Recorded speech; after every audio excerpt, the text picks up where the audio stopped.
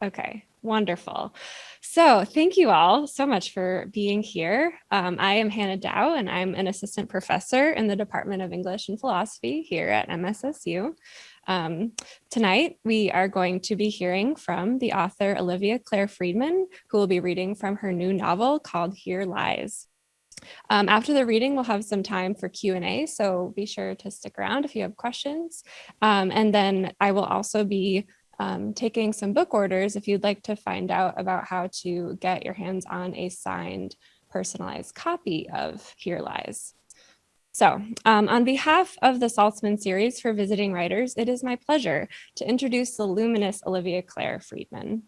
Friedman is the author of a poetry collection, The 26-Hour Day, a short story collection, Disasters in the First World, and most recently, the novel Here Lies, which was just published last month with Grove Atlantic.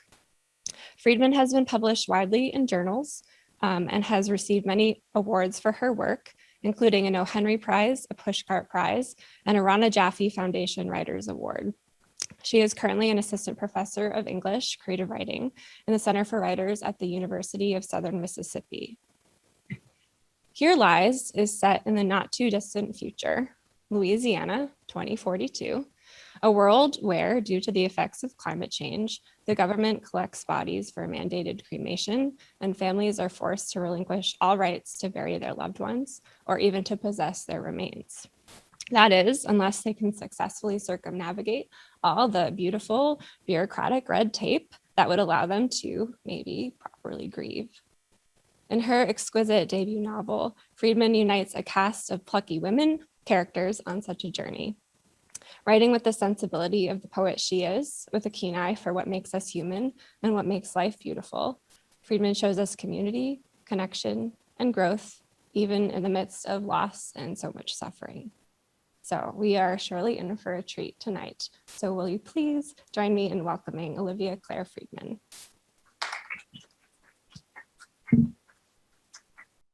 Thank you so much, Hannah. It's great to see you all in the auditorium there, and then also joining us on Zoom. This is actually, so I've been on book tour with the book, and this is actually kind of my last stop on the book tour for a while until June, and this is my only Zoom reading that I've done that's like open, to the public that others can join. So it's really exciting too, because I know some people are here who would have wanted to attend an in-person reading, but all of my other readings have been in person. So that's been lovely, and I've really enjoyed it. But it's also just really, really nice to have a virtual reading. So thank you so much for having me. By the way, can you hear me okay? Maybe someone can just put in the chat to let me know that you can hear me all right. Okay, great. Thank you so much. Excellent. I am by my window in my office at the University of Southern Mississippi, and so you'll see the kind of you'll see dusk here. I'm right by the window in the Mississippi beautiful sky. So that's my lighting from this side, and I have a little lamp here. So hopefully it will give us enough light. And I just want to say thank you so much to Hannah again for having me for this reading, and I look forward to visiting your class tomorrow as well. And thank you to all of you for being here. I know it's the end of the academic year and things get really busy, so I appreciate you being here. I'm going to read from a few different sections in my novel, Here Lies. And as Hannah said, I am more than happy to sign copies for you. All you need to do is just order them through Hannah, and we'll get those to you through the author shop. It's really, really simple. And I will actually go and sign those this weekend so that we can get them to you right away. And I'm sure Hannah will tell you more about that too, but it'll be very easy to do.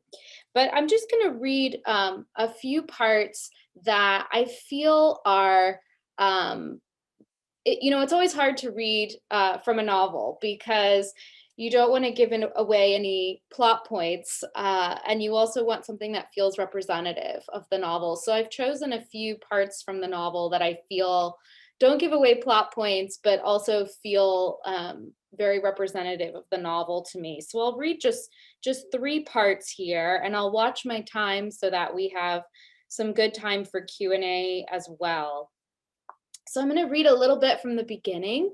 As Hannah mentioned, the premise for the novel is it's 2042 in Louisiana. So we're in an alternate future in Louisiana. And I grew up in Louisiana. And so that was, the inspiration for this setting. And cremation has been mandated for all of the deceased because of the effects of climate change. So the federal government has decided that cremation is now mandatory. And not only that, but they also confiscate the ashes. So we follow Alma, who's a young woman who's just lost her mother pretty recently. And she is trying to get her mother's ashes back throughout the novel. And she meets women along the way who help her to try to do that. And they form these incredible friendships. So, the novel is a lot about grief and about mourning and about rituals of mourning. But it's also a lot about hope. It's very, very hopeful, and kind of thinking about what comes out on the other side of that grief. So I'm going to read a little bit from the beginning here. You'll see, I decided I'll just see, now we're on Zoom, so I can hold this up for you easily. I title my chapters instead of numbering them, and several reasons for doing that. But one of the reasons is that I think it's just from my poetry background that I tended to think of each of these as its own kind of self-contained poem or chapter, but also that's really kind of giving us momentum and moving us forward in the book. And that's really important to me, that I had that kind of movement in the book, that we want to kind of stay in the chapter, and we're page hugging and we're page turning. We also feel a kind of momentum to go forward. So I'm going to read a little bit from the beginning. This chapter is called Before, and Alma is in a public library, and she meets a young woman named Bordelon, and they're not so sure about each other when they first meet. From before I began, I loved her. This was what I knew. Before the beginning, before I was born from her, before bones and blood and body, before egg. My mother, Naomi, was dead and not buried. Dead, in fact, for half a year. Her body burned to ashes by the state. Bones, heart, feet, eyes burned to dust against her wish, against mine, and that was that. I was trying to understand. I was at the library for the first time since she died. Upstairs on the second floor, the air was muggy and dim. I zoomed between empty carrels toward the faraway corner, a place I used to call my own, a row of 3 computers. Here I could be alone. No one, not for years, seemed to know the spot. To my right were shelves of hardbacks, amber and green, the color of jewels. To my left, out the smudged picture window, I could watch the sun-sopped field of weeds and goldenrod shake in the wind, feel my own insides shake in an answer. I walked to the spot, heard my own breathing. I reached the corner and stopped. In front of me, a girl sat at one of the keyboards, hunched and glum. She'd been squinting into the screen when she heard me and glanced up. A burst of hazel gold eyes, silky blue eyeshadow. She said nothing, went back to her screen. I said nothing too. How long had she been coming? I wanted to make her get up, shove her chair, force her to leave. That was what the mean-hearted me would do, or the bold-hearted me. And sometimes I allowed my heart these fantasies. All I wanted was peace. I wanted to do what I needed to do alone. I told her to go away in my head. Get gone, get gone. I sat down on the other end, left a computer station between us, logged myself in. The girl clicked and typed, typed and clicked. Her fingernails were painted a clean, frosty blue. She breathed through her mouth, loud puffs of air. She put a foot up on the chair, adjusted a pink sparkling flip-flop, the kind you see in the drugstore aisle with Water Baby's sunscreen and inflatable beach balls. She scratched her naked toes. They have computers downstairs, I told her. Downstairs they go faster. She looked at her screen. These are dinosaurs, I said. You can't even watch a movie. I hit the back of the monitor hard as though it weren't working, as though that would show her how feeble it was, but it was working just fine. I know that already, she said.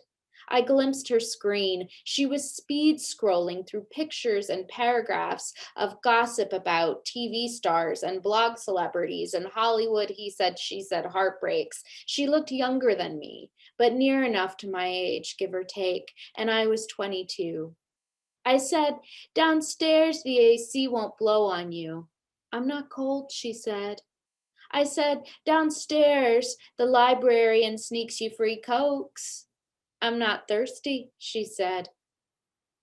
We knew the first floor's bank of computers was crowded with people watching the news, talking to relatives on video chat, streaming everything from car crashes to girl gone missing crime shows. She rolled her bottom lip under her front teeth. She brought her lean leg up, focused on the screen. Even doing that, she was graceful. I went to my screen. We sat like that, squinting and pecking. Get gone, I talked in my head. In case she was watching me, I didn't do what I'd gone there to do. Instead, I watched a video on mute about glowing jellyfish in the deep sea. She'd taken the spot by the window with the clear view of the wild field. Sometimes she'd turn, look out to the field, but then she'd turn back to her screen, back to her nothingness. She didn't care about the field like I did. I knew the names of things. Sprouting bluets, stray pink lilies, tattered dandelions, Bermuda grass. The next day it went like that too. Me watching soundless jellyfish. I came up to the second floor on the afternoon and there she was with her blue shadowed lids and a paisley purse she kept under her chair. And there I sat and scratch, scratch, scratch and scroll, scroll, scroll and peck, peck, peck. She smelled like sweat and damp roses and green tea, like cheap mole perfume I'd bought in high school. She watched videos of baby hippos and skateboard stunts and kittens stealing dog beds. She turned the volume up, laughed to herself, leaned closer to the screen, and we stayed that way, not talking, each one lost to the other.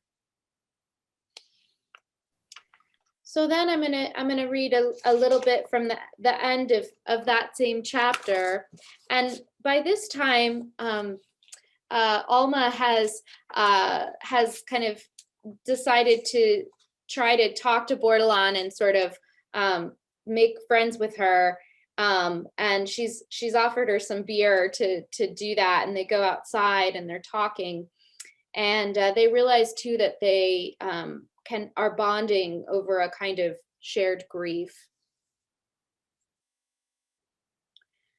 She was taller than me, not difficult, with me hardly over 5 feet, with very ordinary blue eyes, very ordinary brown hair, very ordinary small teeth. There was nothing humdrum, ho-hum about her. She was one of the most beautiful people I had ever seen. I didn't know why I said this then, but I did. What was your grandmother's name? I thought she'd tell me to leave the subject alone, yet without even taking a breath, she said, Beatrice. Beatrice, the name of someone no longer with us. I liked thinking of my own mother's name, Naomi. For now, I could only hold the word in my head, never speak it aloud. It was like the syllables of a spell. Naomi. The name had shock and thrum. I leaned on my car and Bordelon looked down. Beatrice, I repeated. Just like that, 2 tears fell from Bordelon's eyes to the ground. I thought of the girl in the fairy tale whose tears turned to seed, to sprouts, to flowers. We said nothing for a minute, just stood. Silence was as near to us as a third person. Something I'd started to know was this: grief was a string that held people together. I don't really need to be alone up there, I said. It's not like I own the second floor of the library. I get it, she said. She was still looking down, letting her eyes search the ground. I'm always alone, I said. Maybe too much. I like the company. I half meant it. She looked at me finally, her lids and lashes damp. I had no tissue. I won't watch what you're doing, she said. I never do. Turn up your music, I don't care, she said. She sniffled and smiled, rubbed her nose with the back of her hand, her chipped blue fingernails. I heard thunder. I raised my eyes to the lightning crazing the clouds. I was ready for rain to follow, but this time it didn't come. It was August. Any mild or mean weather could and would arrive.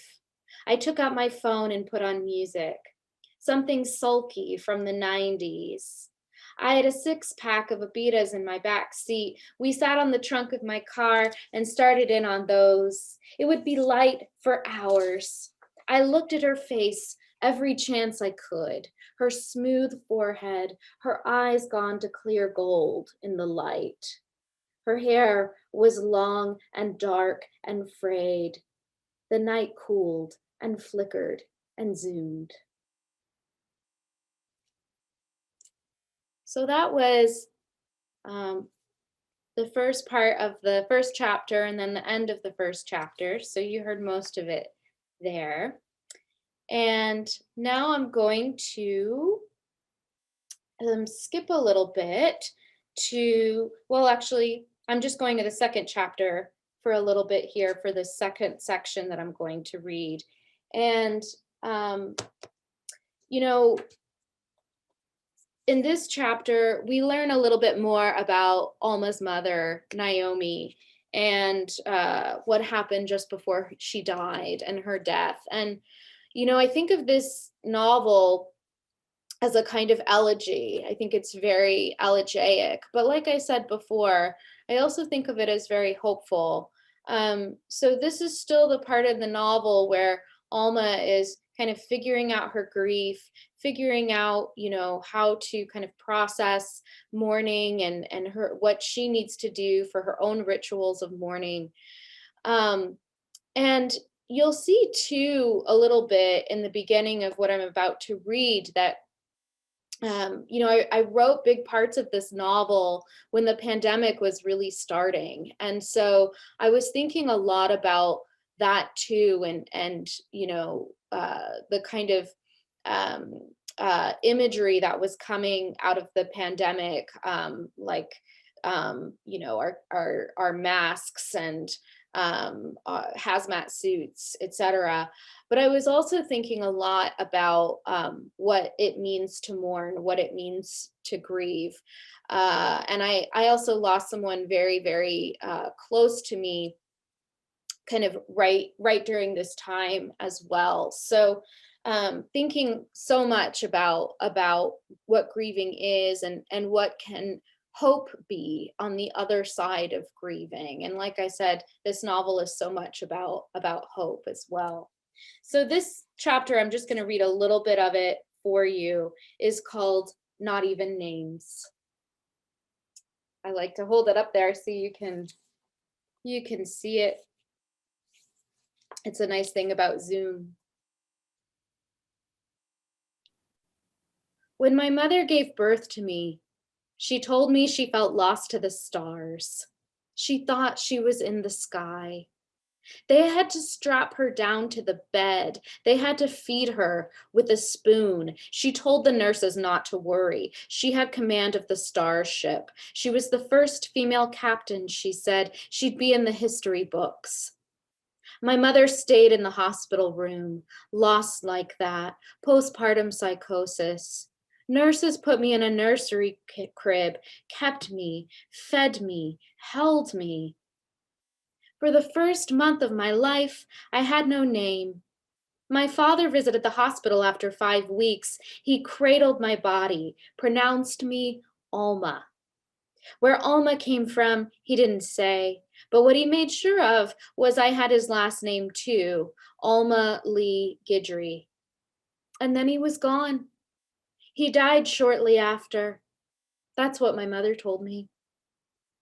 Maybe some of this was why I felt old and young, born here, but not belonging, old soul, fish out of water, little lamb, whatever you wanted to call me. When my mother got well, 6 whole months into my life, we came home, the house in which my mother died. I took care of her the best I could, but what did I know at 21 years old of tending to my dying mother? Ovarian cancer, the doctor had told her, and terminal.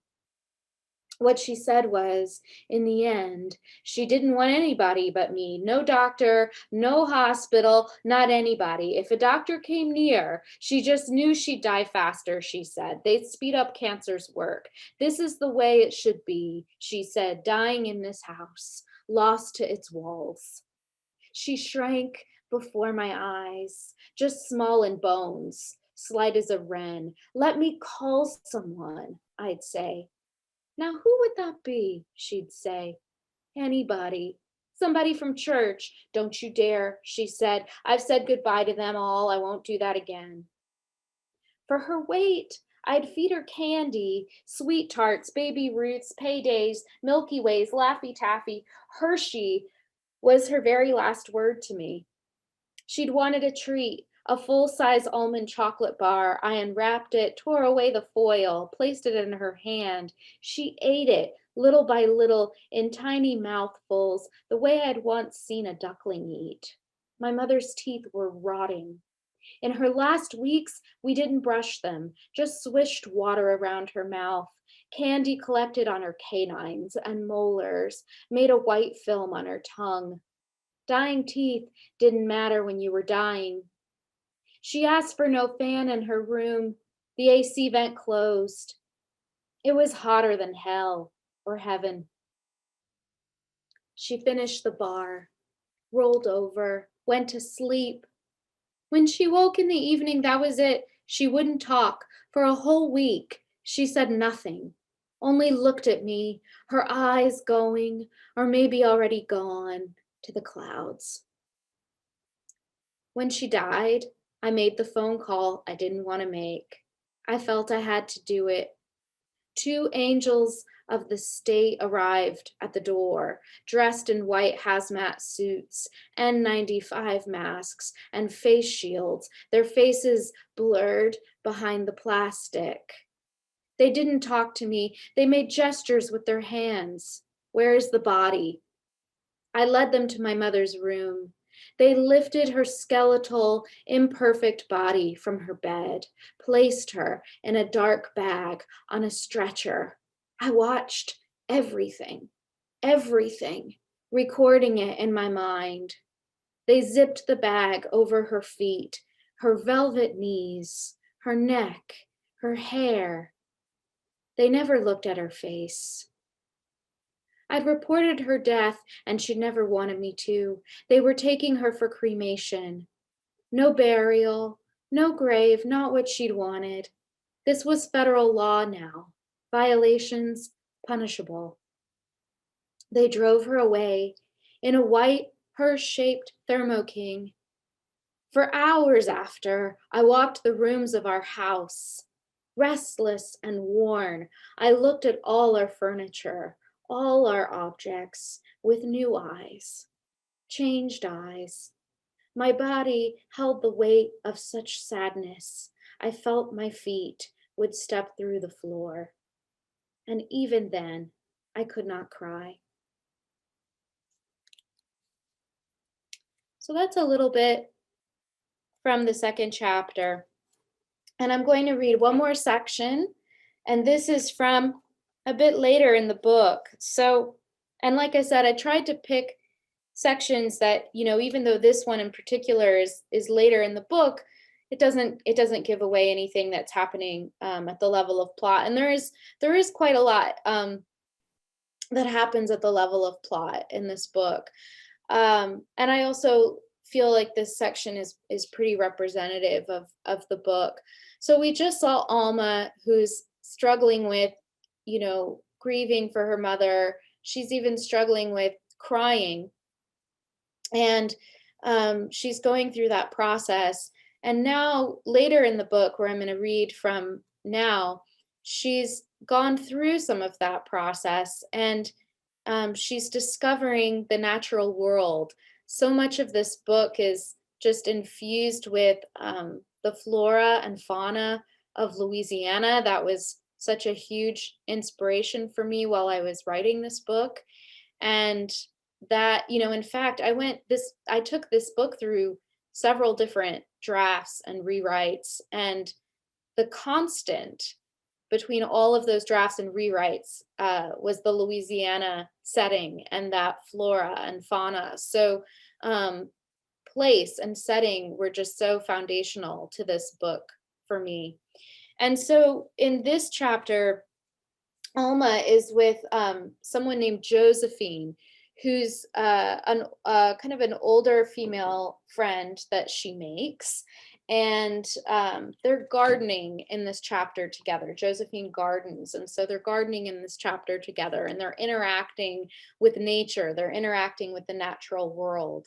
And then as this section that I'm going to read ends, Alma is drawing her mother. So this is the last section that I'll read.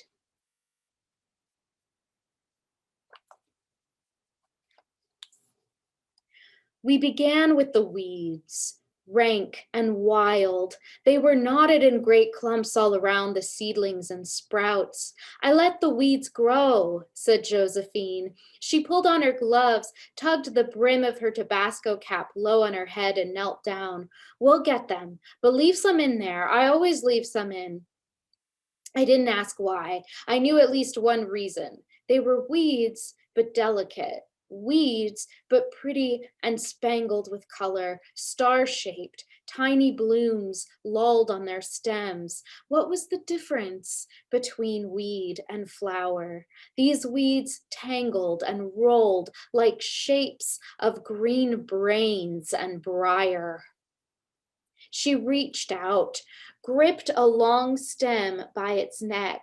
She yanked, tearing the weed straight from the soil. If the weed could have screamed, I believe it would have. She moved on to the head of a snarled weed clump, ripped the bunch from the ground with a single snap. I could hear them break from the earth. Come on, she said, help me.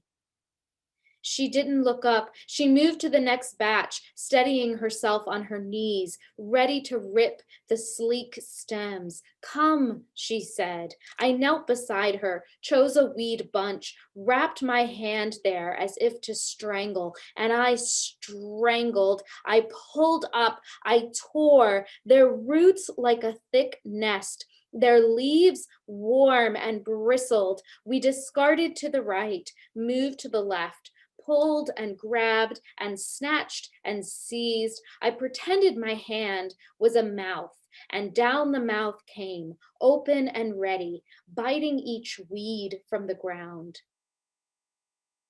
To pray, said Josephine, is to hope, to ask and wonder. What do you want to ask? She didn't look up. She tore at a tough stem violently. You don't have to say it out loud. You can ask without using words. I said nothing. It was as though I were asking something of the world without exactly knowing the words or what it was. A tendril of moss wormed its gray way around a flowering weed. At the center of the petals, the heart of the flower sat like a gold eye.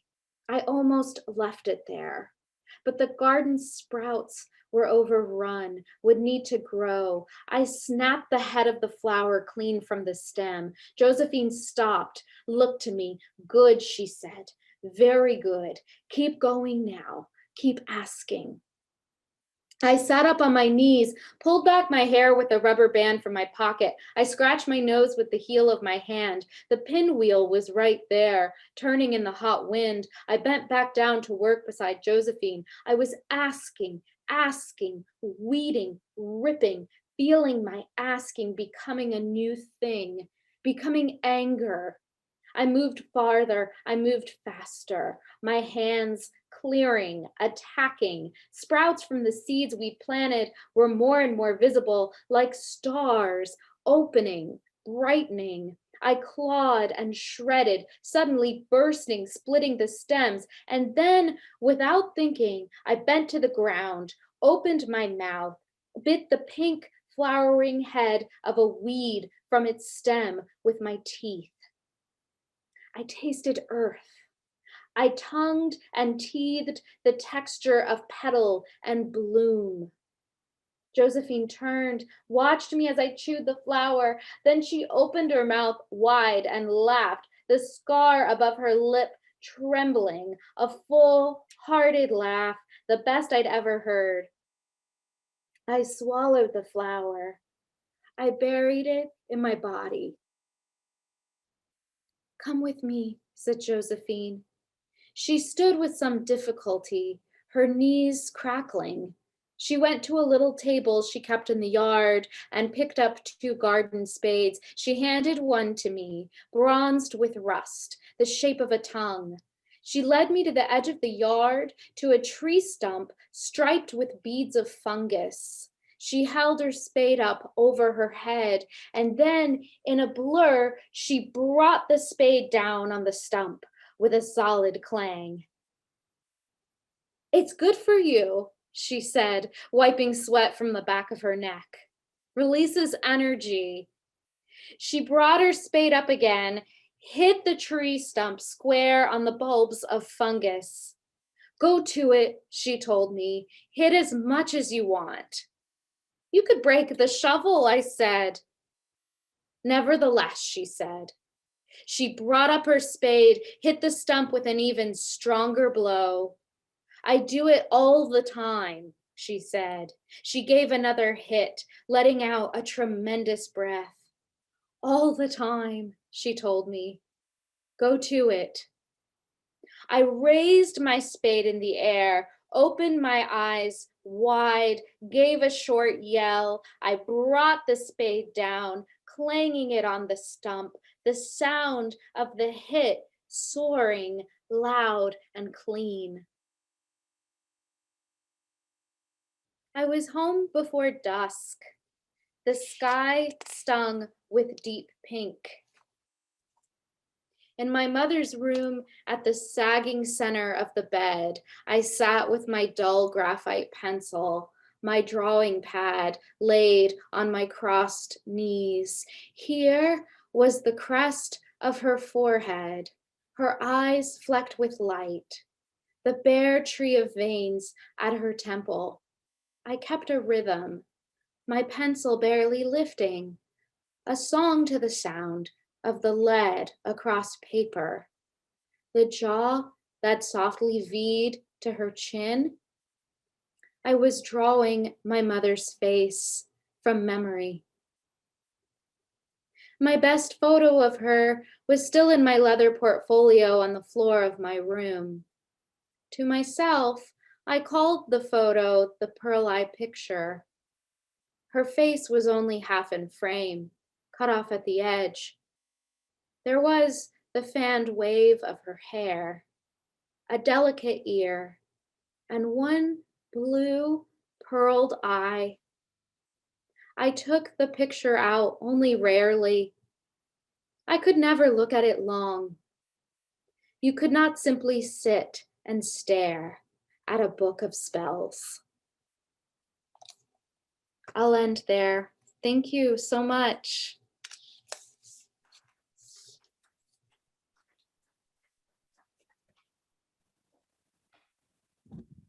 And thank you, Olivia. That was really, really beautiful. So we have some time for Q&A, and Hunter is going to be our microphone runner. So this is the microphone that's connected to Olivia. So this will be the one that you'll use. So if you're joining us on Zoom, you can type your questions into the chat and I will monitor that. And Hunter, I'll hand this off to you. If anybody has a question in here.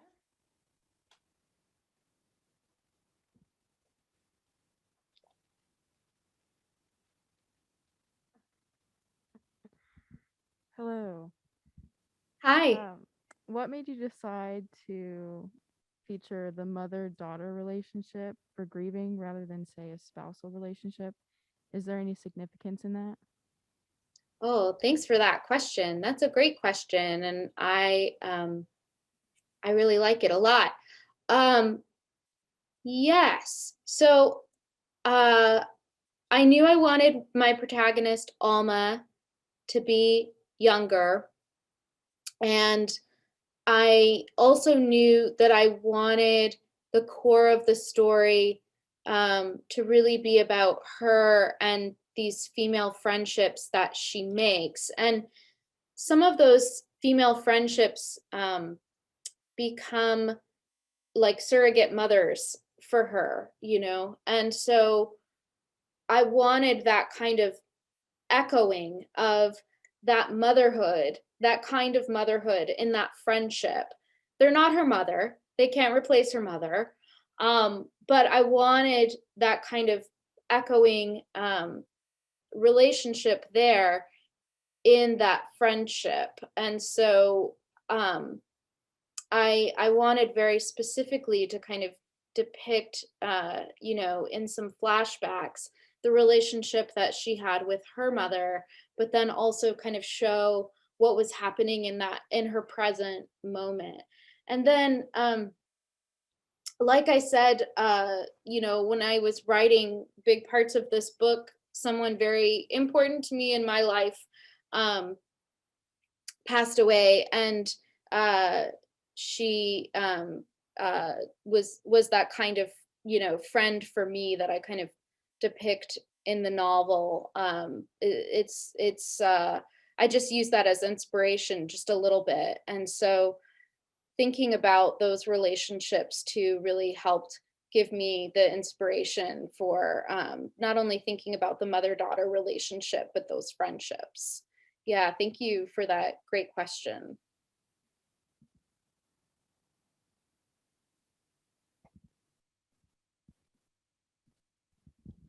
So, so you said that you obviously included or wrote this book kind of as an inspiration for the loss of your friend, and you mentioned how the story is set in Mississippi, which is where you kind of grew up.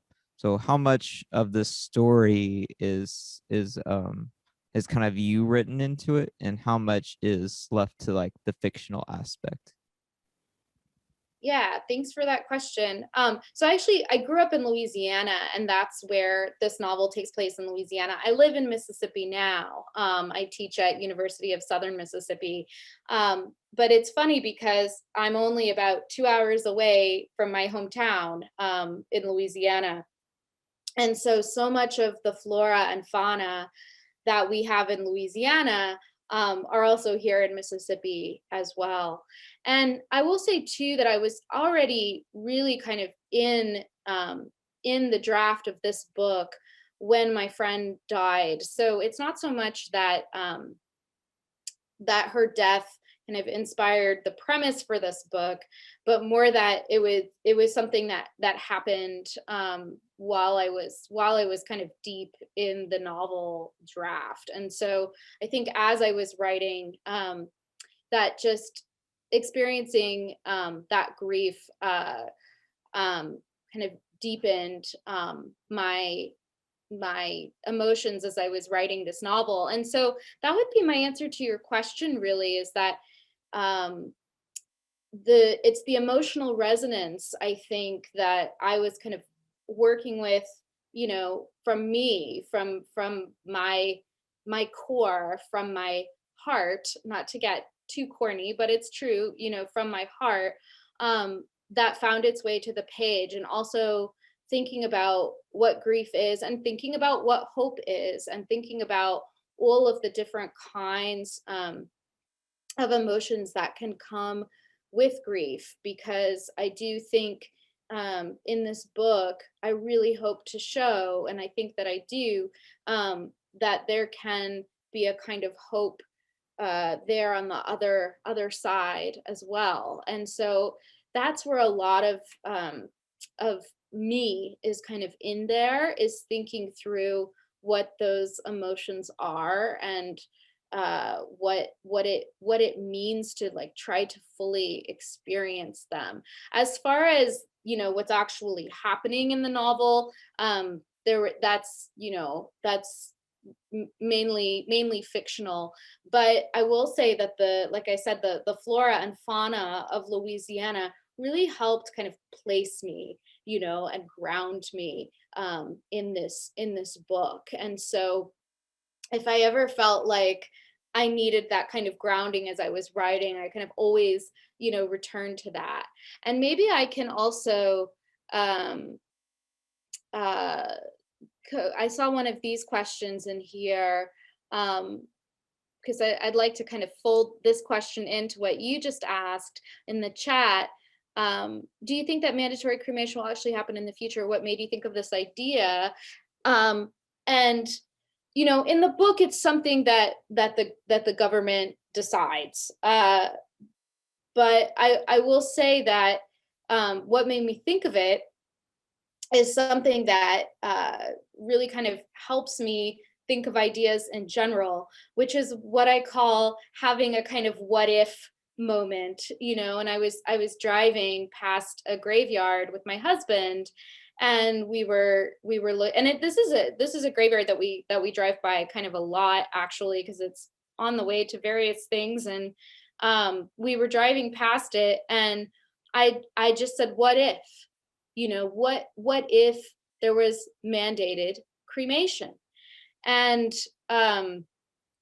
we talked about it for a little bit, and then I ended up just seeing a friend a bit later, a month or so later, and I wasn't writing the book yet. I wasn't thinking about this idea for the book, and I mentioned it to my friend. I mentioned this idea of mandated cremation, and she really reacted to it just so strongly. She had this really strong reaction to it. I could see in her face just a change. She really was kind of disturbed by it.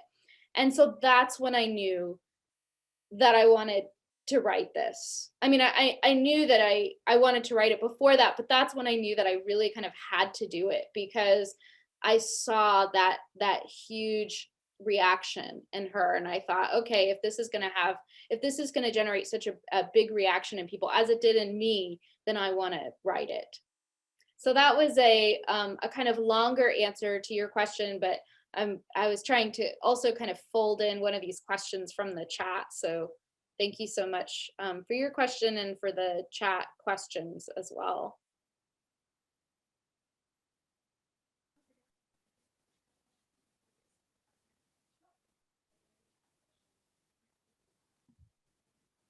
Would you like me to answer more questions from the chat, Hannah?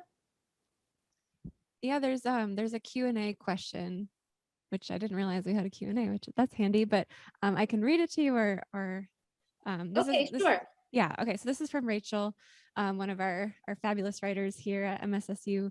And Rachel, so this is a kind of a process question, but Rachel asks, when you're writing a scene like the one you just read in the garden, does that all pour out of you at once and then you go back and refine? Or do you tend to write a piece and then come back and continue as these word images come to mind? Yeah, I tend to the scene itself, I guess I do tend to try, if I can, to write that scene in one piece, as best as I can. Or if I'm going to break it up, to kind of, as I'm writing it, to break it up at a moment that kind of makes sense for me to break it up as. And so I think I'm pretty sure that particular scene, I think I did write it in kind of in one piece, and that helps me kind of feel the pacing of it, and feel the movement of it. It's harder for me to feel the pacing of something when I'm putting something down and then coming back to it. I will say though, and I want to say this, kind of thinking about process, and I'm more than happy to talk about process, more here or tomorrow morning in the classroom visit. But, I have a book of short stories and I have a book of poetry as well. That was my first book, my book of poetry. And, the process for writing all those things has been very, very different for me. But one of the things that really came up with writing Here Lies was that my time kind of changed because I have a 2.5-year-old daughter. So, when I was writing big parts of this novel, I had a newborn. And I say that because I wrote big parts of this novel very, very, very, very early in the morning at 3 a.m. and 4 a.m. Before my newborn daughter would wake up for the day. And I say that because I think of that so much when I read this book. I remember, those moments and that writing time that I had, and then also being a new mother. And I also say that because, I think that sometimes when we go through life-changing circumstances, whether it's getting married or having a baby or graduating and having a 9-to-5 job or taking care of an elderly parent or whatever those big changes can be, I think that if you want to kind of rest and take a break from your and I'm speaking to all the writers out there, but if you want to, or anybody creative, that if you want to rest and take a break from what you're doing, from your creative work, then you should take that break and rest. But if you want to keep going, if you want to keep writing, like I did when I had my baby, I wanted to keep writing, you can make that happen. You can. And you're not going to have ideal circumstances, you're not. But you can find a rhythm that's going to work for you. And you can, whether it's, like I said, going from graduation to having a 9-to-5 job or having a baby, you can find a rhythm that's going to work for you, that's going to allow you to keep up your creative and writing life and an imaginative life. And so that was so important to me, not only as someone who was, writing kind of in the morning before my daughter woke up, but also just, being a young mother, discovering motherhood for myself and thinking about that as I wrote too. But I always just want to say that I think that's really important for you to remember about what you can do with your own writing.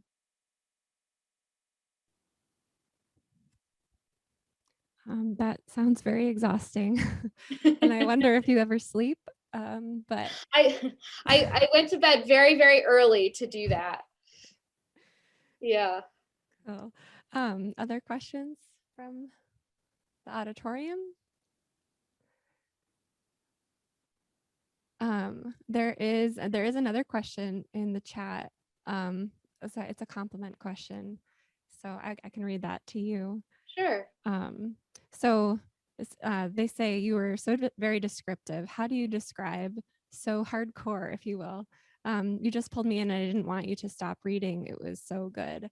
I feel like I could answer this question the way that I want it to be answered, but I think it would be better if, if Olivia answers it. So yeah, how does one become such a lovely writer of description and imagery? Were you thinking of poetry, Hannah? Is that Yeah. Yes. yeah. Yes. Yeah, well, thank you so much for your compliment there. I really am so kind of image based when I write, and my poetry is that way too. And certainly, so much of my thinking about the sentence comes from my thinking about the line. And I was writing poetry and publishing poetry before I was ever thinking about writing fiction. And so, for those of you in the audience who are writers as well, just remember that, to be kind of open to other genres kind of as you go, because I never thought that I'd be writing fiction, and I certainly never thought I'd be writing a novel. So these were all big surprises to me, and I'm so glad I was open to them, and I let myself be open to them.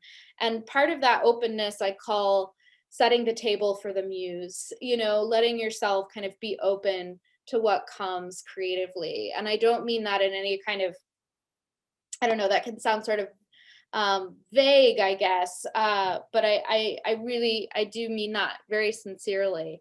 And so my training in poetry, and I don't mean to be so formal about it, my training, but certainly writing poetry did so much for me for that. And even if you are a prose writer, if you're a fiction writer or a nonfiction writer, write poems. Make yourself write in lines.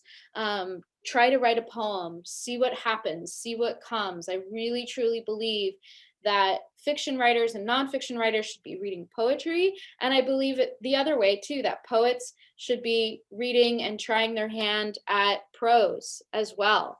And so certainly thinking about poetry, not only at the level of language, the level of word choice and the texture that you can really have from word choice, but also the rhythms of sentences, the rhythms of paragraphs, thinking of the sentence as the line, thinking of the paragraph as the stanza, all of those kinds of things, those kinds of instincts really helped me so much in my prose writing. And then I would also say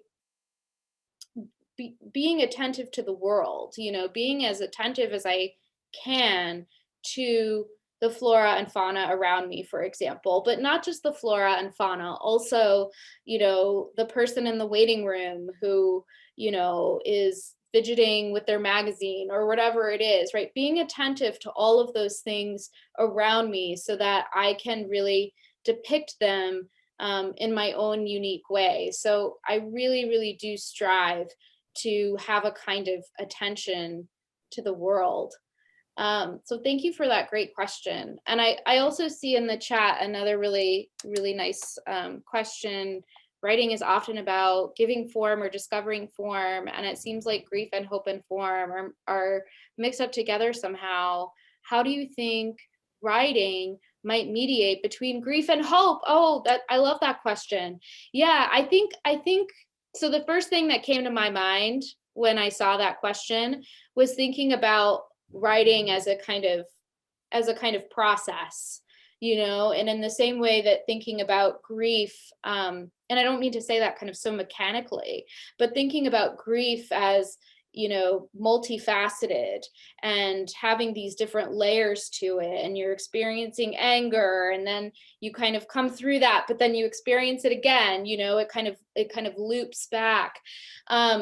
I think that writing and its layered quality really kind of lends itself to thinking about these emotions like grief and hope. And I think over the course of the book, of all these pages, we get that kind of layering in effect. So I think that's a fantastic question to think about, and I hadn't really thought of it like that before, but you're so right to bring that up. Yeah, thank you.